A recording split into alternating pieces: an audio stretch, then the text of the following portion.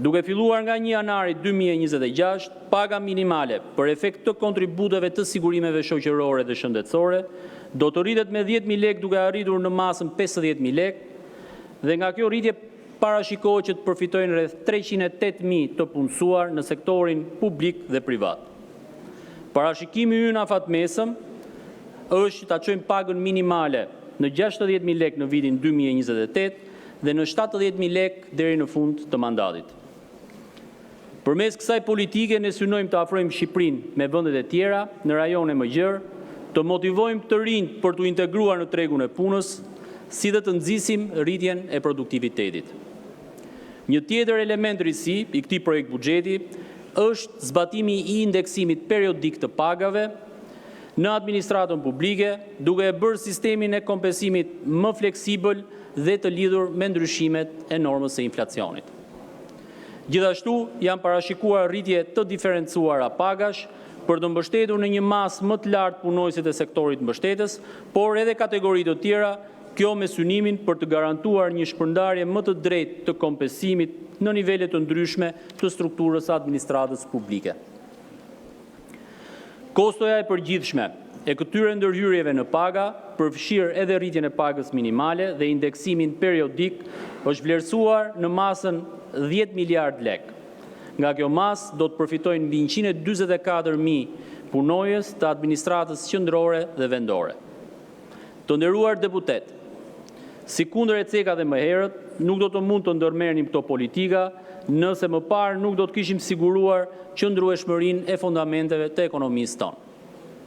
Për vitin që po mbyllet, rritja ekonomike parashikohet të jetë në masën 3.9% në terma vjetor, duke reflektuar rritje pothuajse në gjithë sektorët e ekonomisë. Edhe vetë Fondi Monetar Ndërkombëtar, vetëm pak ditë më parë e theksoi qartësisht se Shqipëria vazhdon të dallohet si një prej ekonomive me rritjen më të shpejtë në Europë. Për këtë, natyrisht kontribut të rëndësishëm ka dhënë rritja e kërkesës së brendshme, konsumi privat, investimet, ecuria e mirë e eksporteve, sidomos sektori i shërbimeve dhe në veçanti turizmi, që padyshim mbetet një nga motorët e rëndësishëm të ekonomisë tonë. Edhe për periudhën afatmesme, pra për periudhën 2026-2028, ne parashikojmë një rritje mesatare vjetore në masën 4%. Shkalla e papunësisë ka rënë në nivelin më të ulët historik në masën 8.5% në tremujorin e dytë të vitit 2025. Pjesëmarrja në forcat e punës është rritur më tej duke arritur në 75.7% dhe norma e punësimit është në masën 68.5%. Këta tregues dëshmojnë se ekonomia po krijon më shumë mundësi punësimi dhe po bëhet gjithnjë më të rejse për fuqinë punëtore.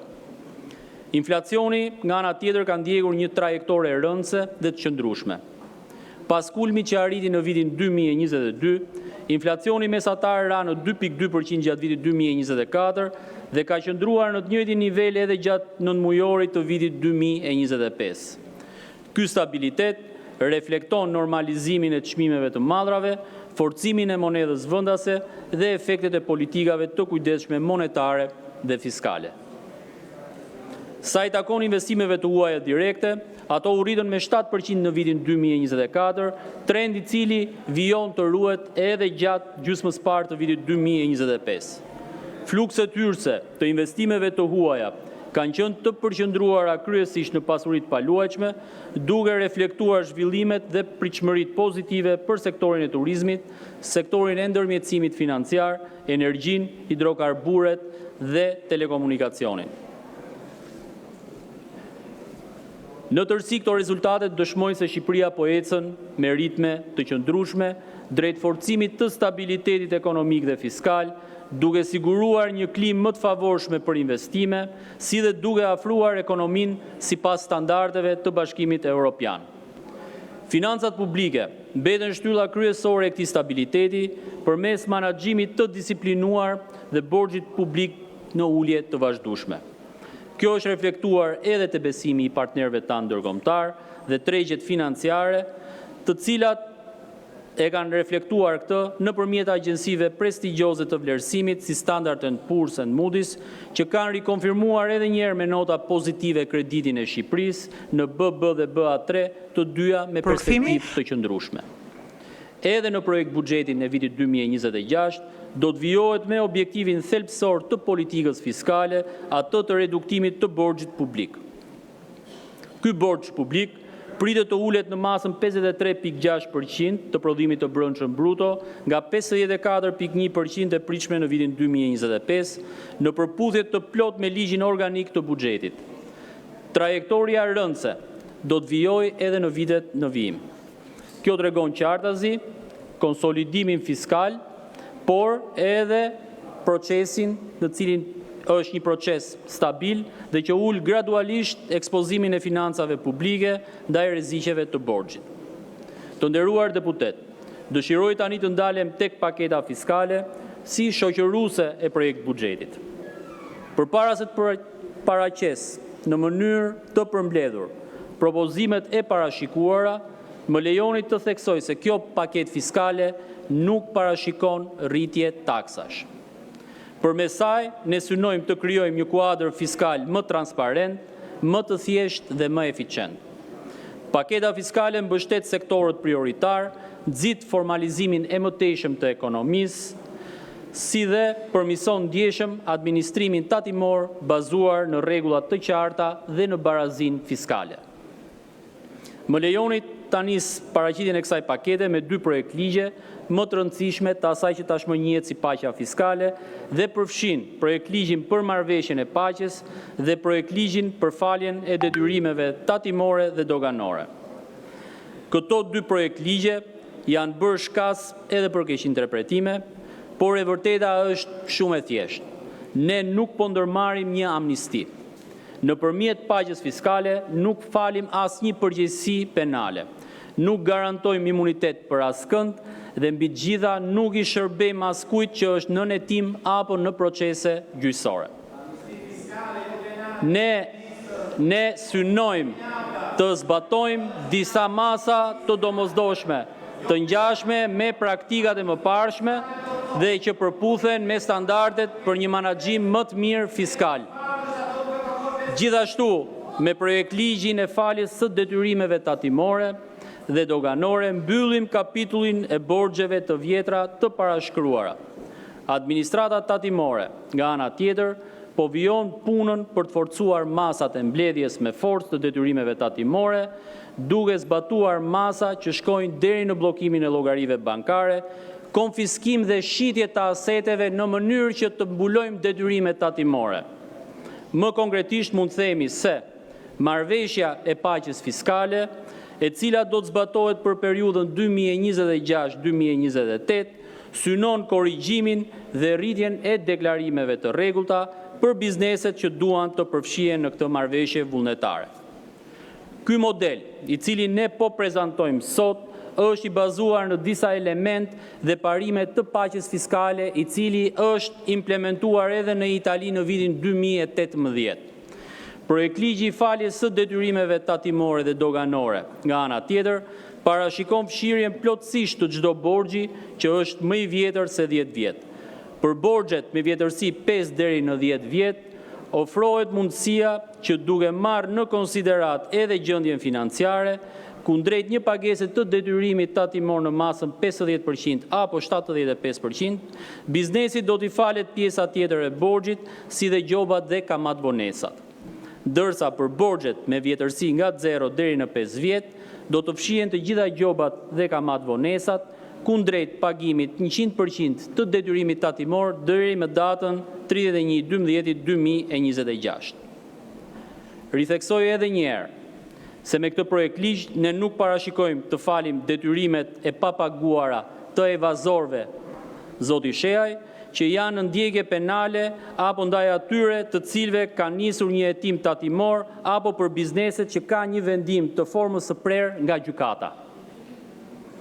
Ndaj, ky është shansi i fundit që ne ju japim, debitorëve, dëgjoj mirë me kujdeste, është shansi i fundit që ju japim debitorëve përpara se të hynë në fuqi masat shtrënguese për vjeljen e detyrimeve tatimore. Nga ana tjetër, kjo paketë fiskale parashikon edhe disa lehtësi të tjera. Për herë të parë përfshihet një skemë e kompensimit në masën 10% të TVSH-s si një instrument i qartë që garanton mbështetje të drejtë për fermerët. Për vitin 2026 parashikojmë që minimalisht 1.5 miliard lek apo 15 milion euro do t'ju mbeten në duar fermerëve. Ndërsa në vitin 2027 ky fond i mbështetjes pritet të arrijë në masën 30 milion euro në vit. Pra, fermeri do të kompensohet me një normë prej 10% të vlerës së faturave të shitjes së mallit, kundrejt shitjes që ky fermer i bën grumbulluesit, përpunuesit apo dhe agrobiznesit. Kompensimi i shumave do të bëhet nga administrata tatimore në baza 6 mujore. Vim të një reform tjetër, ajo e rivlerësimit të pasurive të paluajtshme dhe përcaktimit të metodologjisë për çmimet e reja të referencës për të gjithë territorin e vendit. Jo pa qëllim, Ministria e Financave ka gjykuar që këto dy nisma të prezantohen paralelisht në mënyrë që të gjithë qytetarët shqiptar të kenë mundësinë të përfitojnë nga rivlerësimi i pasurive të paluajtshme, duke i përafruar ato me vlerat e tregut, por nga ana tjetër duke u dhënë mundësinë që të paguajnë gjatë procesit të rivlerësimit një normë tatimore të reduktuar në masën 5% nga 15% që është aktualisht. Dalemi pak edhe tek disa propozime që synojnë të disiplinojnë veprimtarinë tregtare, kryesisht në ekonominë e ditëve të sotme, që po bëhet gjithnjë e më shumë e digitalizuar. Vendosim për herë të parë detyrimin që bizneset online të publikojnë të dhënat e tyre identifikuese si emri tregtar, NIPT-i, adresa e kështu me radhë. Kjo është një masë që ne e konsiderojmë të drejtë dhe të domosdoshme dhe që mbi gjitha i shërben konsumatorëve. Nga ana tjetër, kemi parashikuar edhe ashpërsimin e ndëshkimeve për aktivitetet tregtare të paregjistruara si një garanci më shumë për mbrojtjen e konkurrencës së ndershme. Një tjetër shtyllë e rëndësishme, që është edhe një nga prioritetet tona, është ulja e përdorimit të paras kesh. Ndaj, me propozimet që parashikohen, hedhim hapa konkret për ta çuar Shqipërinë në vendet të cilat kanë standarde, ku transaksionet janë të gjurmueshme, ku transaksionet janë të sigurta dhe ku transaksionet janë të formalizuara.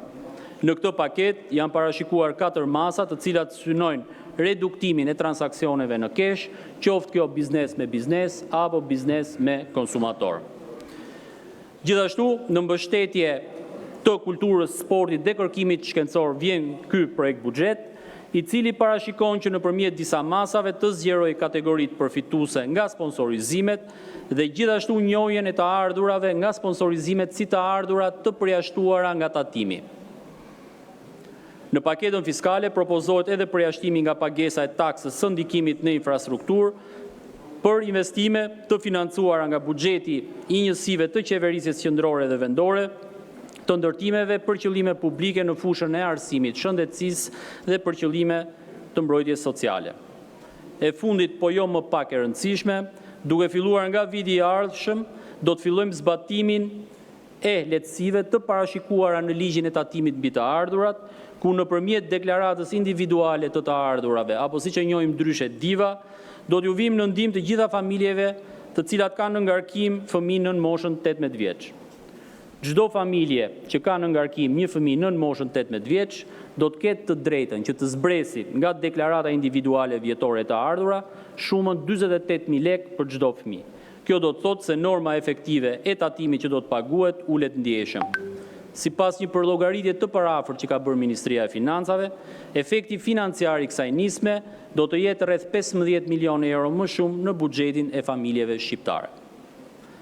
Të nderuar deputet, pas paraqitjes së paketës fiskale, më lejoni të ndalem tek të ardhurat buxhetore, të cilat për vitin 2026 parashikohen në masën 823.1 miliard lek ose 29.6% e prodhimit të brendshëm bruto.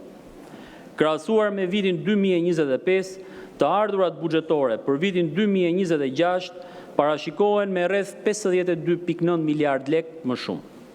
Për vitin 2026, të ardhurat nga tatimet dhe doganat parashikohet të arrijë në masën 531.1 miliard lek, duke shënuar një rritje me rreth 31.5 miliard lek më shumë krahasuar me vitin 2025. Kjo përfaqëson një rritje prej rreth 6.3% dhe reflekton natyrisht pritshmëritë pozitive për ecurinë e ekonomisë dhe efektet e politikave fiskale në fuqi. Në të njëjtën linjë, të ardhurat nga kontributet e sigurimeve shoqërore dhe shëndetësore parashikohet të jenë rreth 197.9 miliard lek, me një rritje prej 20.1 miliard lek ose 11.4% më shumë në krahasim me vitin 2025. Kjo rritje lidhet drejt për drejt me zgjerimin e bazës së kontributeve si rezultati i rritjes së pagave, përmirësimit të administrimit tatimor, por edhe formalizimit të mëtejshëm të tregut të punës.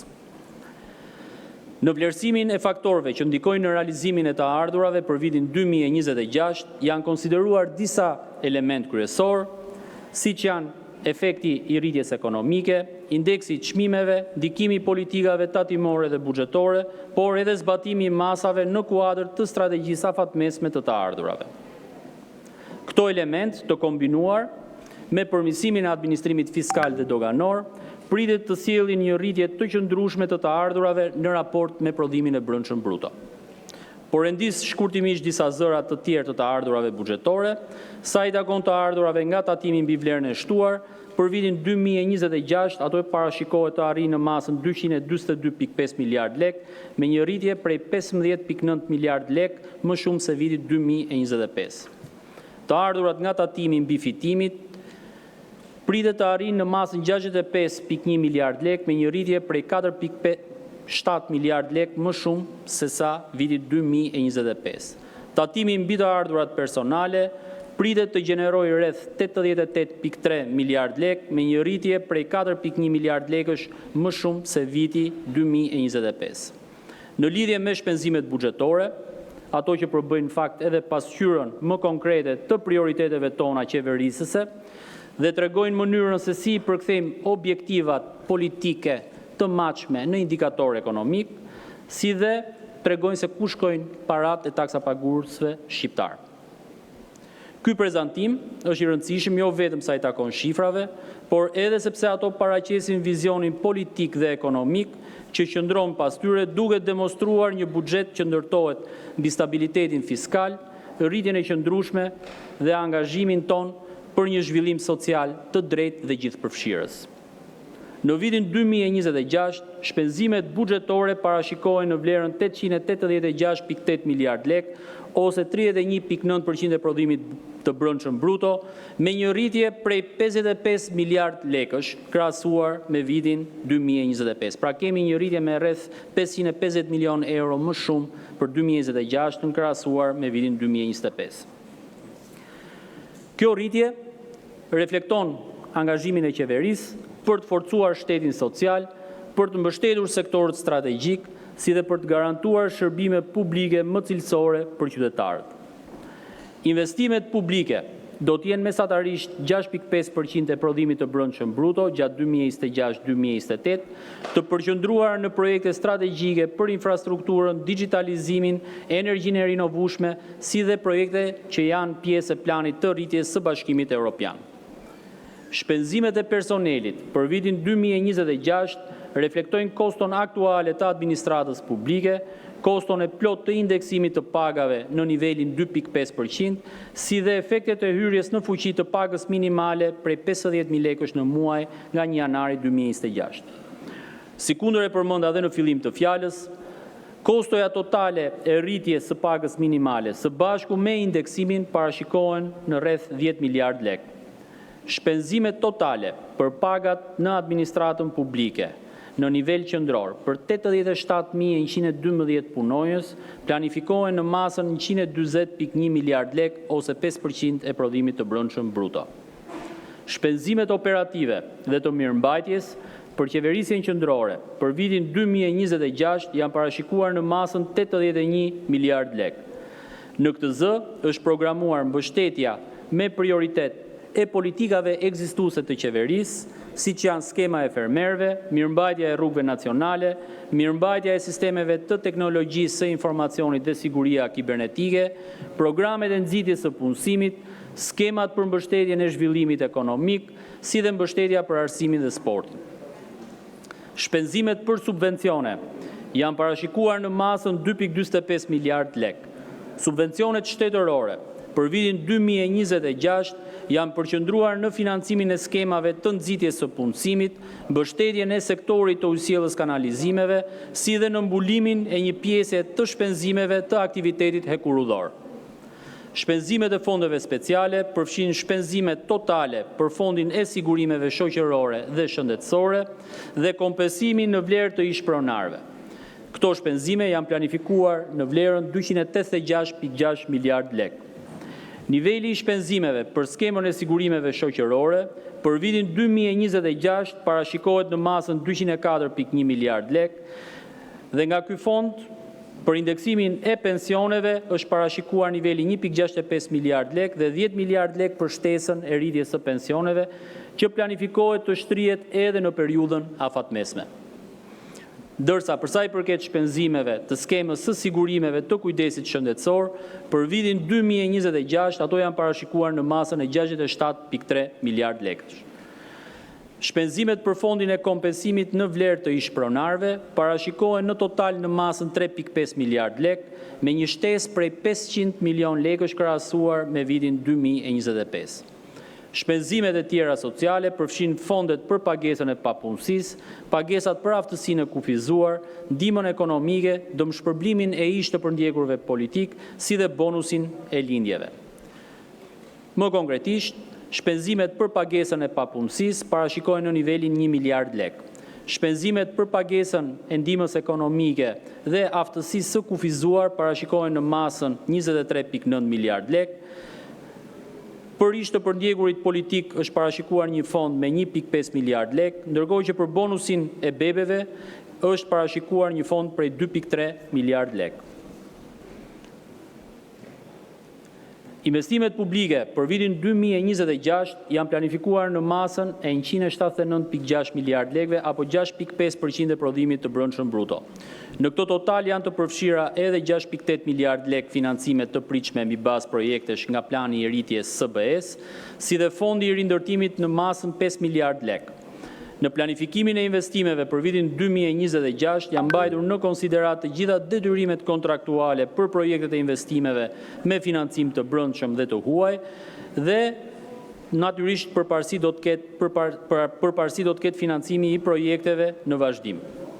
Vëllimi i investimeve publike në vitin 2026 parashikohet në masën 15.5 miliard lek më shumë në krahasim me vitin 2025. Për sa i përket mbështetjes së sektorëve prioritar, fillimisht dëshiroj ta filloj me arsimin, ku ne parashikojmë që për vitin 2026 shpenzimet totale të këtij sektori të jenë në 89.8 miliard lekë ose rreth 900 milion euro, apo 3.2% e prodhimit të brendshëm bruto. Krahasuar me buxhetin e vitit 2025, kemi 4.4 miliard lekë më shumë. Në këtë sektor do të financohen me përparësi gjatë vitit 2026, përveç efektit të plot të indeksimit të pagave për mësuesit dhe pedagogët, politikat si vijon, tekste shkollore falas nga klasa e parë deri në klasën e 9 për rreth 220.000 nxënës.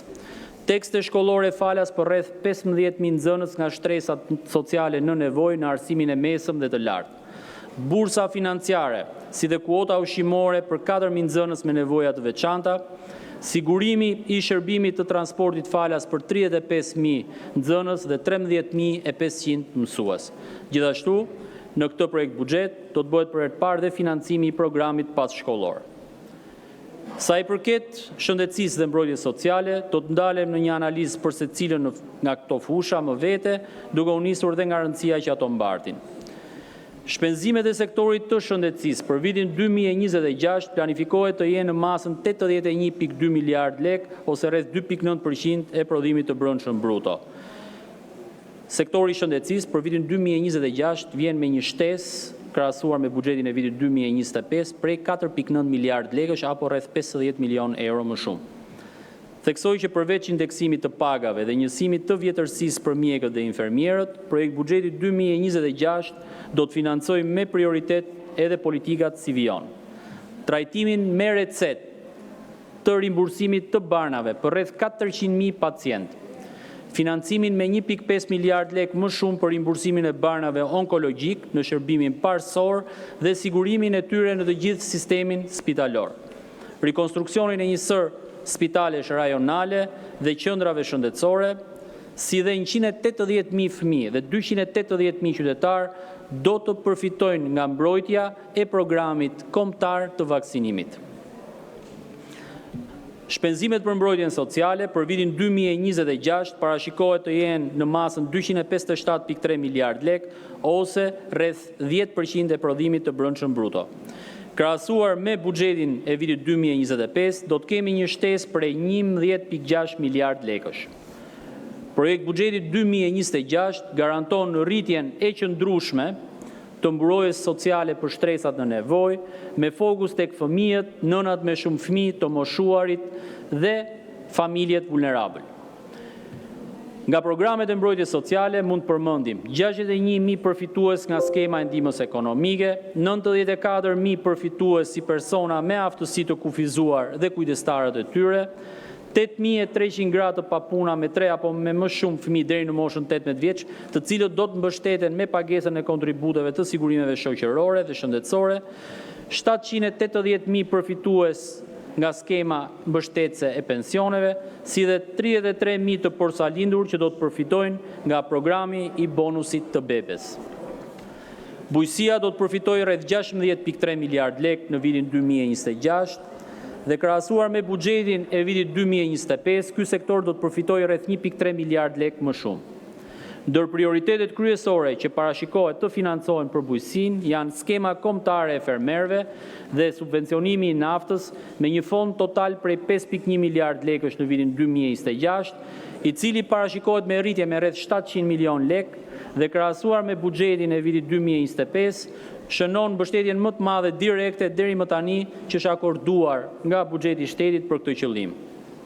Por kjo nuk do të jetë vetëm një masë mbështetëse për fermerët, ashtu si kundër përmenda edhe më parë, në projekt buxhetin e vitit 2026, paketa fiskale parashikon që fermerët të përfitojnë minimalisht rreth 15 milion euro nga skema e kompensimit të TVSH-s. Gjithashtu fermerëve do të vijojë të ofrohet mundësia e përfitimit nga garancia sovrane me një fond total prej 3 miliard lekësh apo 30 milion eurosh nëpërmjet kredive të buta që do të jepen nga bankat e nivelit të dytë. Në sigurinë ushqimore dhe mbrojtjes së konsumatorit, synohet fuqizimi i sistemit të kontrollit dhe inspektimit, duke përfshirë të gjithë zinxhirin ushqimor nga ferma në tavolinë. Lidhur me menaxhimin e infrastrukturës së ujitjes dhe kullimit, fokusi do të jetë në rehabilitimin e kanaleve ujitëse dhe investimeve në infrastrukturën mbrojtësie nga përmbytja, nëpërmjet rehabilitimit dhe ndërtimit të argjinaturave mbrojtëse me një fond total prej 2.6 miliard lekësh, nga cilat 1.15 miliard janë fonde të dedikuara për bashkitë. Shpenzimet për infrastrukturën dhe energjinë parashikohen në vlerën 78.3 miliard lek. Krahasuar me buxhetin e vitit 2025 janë rreth 3.1 miliard lek më shumë. Ndër projektet më të rëndësishme mund të përmendim mirëmbajtjen e rrugëve prej 3.522 kilometrash rrugë, financimin e rrugës Elbasan-Lekaj, zgjerimin e autostradës Tiranë-Durrës dhe Berat-Ballaban, zgjerimin e rrugës së Ksamilit dhe ndërtimin e bypassit të Sarandës, rekonstruksionin e rrugës së vjetër kombinat Ndrojsh-Plepa, zgjerimin e rrugës Elbasan-Qafthan, rehabilitimin e linjës hekurudhore Vor-Hanihotit, rehabilitimin e linjës hekurudhore Durrës-Rogozhin, projekte në infrastrukturën e ujësjellsave dhe kanalizimeve që do të kapin vlerën e 12 miliard lekësh. Për digitalizimin, fondet në projekt buxhetin 2026 parashikohen në rreth 18.9 miliard lek, nga të cilat mirëmbajtja e sistemeve qeveritare, blerja e licencave dhe shërbimeve të ndryshme nga Microsoft, si dhe ofrimi i shërbimeve të sigurisë kibernetike, kapin një kosto totale prej 10.2 miliard lekësh. Projekte të ndryshme për infrastrukturën digjitale dhe sigurinë kibernetike do të financohen me një fond total prej 7.3 miliard lekësh. Për mbrojtjen, synohet të garantohet respektimi i angazhimit të shtetit shqiptar i dakordsuar në samitin e NATO-s në Hag në qershor të këtij viti. Për këtë qëllim, në vitin 2026, Ministria e Mbrojtjes do të përfitojë rreth 58.9 miliard lek ose 2.12% të prodhimit të brendshëm bruto nga 2% që është aktualisht. Pra do të kemi një shtesë fondesh për mbrojtje në masën 10.2 miliard lek. Objektivi është që deri në vitin 2035 shpenzimet për mbrojtjen të jenë rreth 3.5% të prodhimit të brendshëm bruto. Për vitin 2026, shpenzimet buxhetore për drejtësinë dhe rendin parashikohen në masën 59.4 miliard lek. Krahasuar me buxhetin e vitit 2025, do të akordohen rreth 5.8 miliard lek më shumë. Në fondin total përfshihen 26.2 miliard lek për të siguruar realizimin optimal të veprimtarisë funksionale të institucioneve të sistemit të drejtësisë, si dhe zbatimin e disa projekteve të rëndësishme në përmirësimin e infrastrukturës së institucioneve të reabilitimit apo të vuajtjes së dënimit. Më lejoni tani që të kaloj tek shpenzimet e buxhetit vendor, që për vitin 2026 janë parashikuar në masën 97.7 miliard lek, apo rreth 1 miliard euro për herë të parë, me një rritje prej 9% krahasuar me buxhetin e vitit 2025. Transferta e pakushtëzuar për vitin 2026 është parashikuar në vlerën e 27.8 miliard lekësh, që përbën një rritje prej 1.6 miliard lekësh ose rreth 6% më shumë se vitit 2025. Krahasuar me vitin 2015, si viti edhe para zbatimit të reformës administrativo-territoriale, kjo transfert është rritur me 15.5 miliard lek ose më shumë se sa 2 fish. Përveç transfertës së pakushtëzuar, në vitin 2026 parashikohen edhe këto fonde shtesë për bashkitë. 13.8 miliard lek si transferte pakushtëzuar sektoriale për funksionet e reja, 5.5 miliard lek si transfert sektoriale për rritjen e pagave dhe 200 milion lek si grant performance. Pra në total, granti nga buxheti i shtetit për pushtetin vendor në vitin 2026 do të arrijë në 47.3 miliard lek nga 43.1 miliard lek në vitin 2025, një rritje me rreth 4.2 miliard lekësh apo 42 milion euro më shumë krahasuar me vitin 2025. Të dashur qytetar, ky është buxheti një Shqipërie që siguron një trajektore të re të zhvillimit ekonomik dhe që përgatit vendin për hapin e madh drejt integrimit të Bashkimit Evropian, jo vetëm si proces politik, por dhe si transformimi standardeve tona ekonomike dhe fiskale. Ndaj, e them me bindje, zoti Bardhi, që ky është buxheti i zhvillimit, është buxheti i mirëqenies, është buxheti një Shqipërie më të begatë. Ju falenderoj për vëmendjen dhe i ftoj të gjithë deputetët që të votojnë në parim të projekt buxhet.